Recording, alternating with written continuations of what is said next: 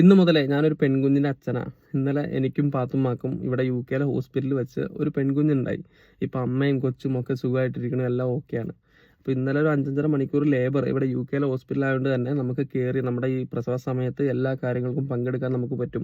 Code cut ചെയ്യാനും pain റിലീഫിനുള്ള gas കൊടുക്കാനും full സമയം സപ്പോർട്ടായിട്ട് നമുക്ക് അതിൻ്റെ ഉള്ളിൽ ഉണ്ടാവാൻ പറ്റും. അപ്പം അങ്ങനെ ഒരു 5-5.5 മണിക്കൂർ ലേബറിൻ്റെ സമയത്ത് പൂർണ്ണമായിട്ട് പങ്കെടുത്ത് കഴിഞ്ഞതിന് ശേഷം ഉണ്ടല്ലോ, എൻ്റെ ചെറുപ്പത്തിൽ എനിക്കൊരു 2 വയസ്സുള്ള സമയത്ത്, അതായത് എൻ്റെ മുലകുടി പ്രായം മാറിയതിന് ശേഷം എൻ്റെ ഉമ്മച്ചി ആത്മഹത്യ ചെയ്യുവാണ്.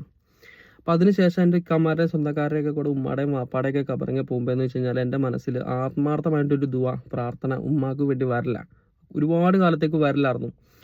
അപ്പോൾ അതിൻ്റെ കാരണം എന്ന് വെച്ച് കഴിഞ്ഞാൽ അസേ കിട്ടുന്നുള്ള മൈൻഡിൽ ഞാൻ നോക്കുമ്പോൾ എൻ്റെ മുലകുടി പ്രായം കഴിയാൻ നോക്കി നിന്നിട്ട് എന്നെ ഉമ്മ ഇട്ടിട്ട് പോയി എന്നുള്ള ചിന്തയാണ് മനസ്സിൽ.